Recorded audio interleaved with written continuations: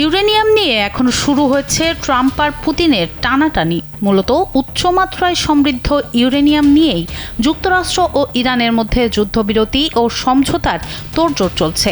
প্রশ্ন উঠছে, শেষ পর্যন্ত কোন দিকে যাবে তেহরান?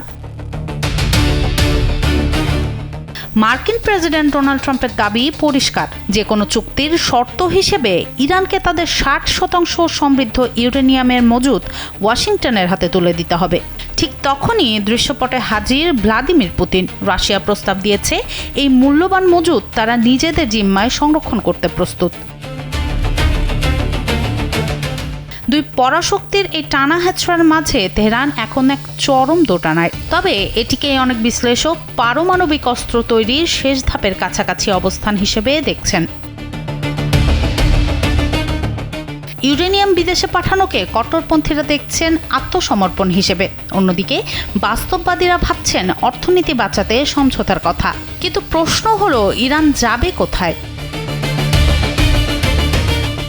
যুক্তরাষ্ট্রে ইউরেনিয়াম পাঠানোর প্রশ্নই আসে না, আবার মস্কোকেও পুরোপুরি বিশ্বাস করতে পারছে না তেহরান।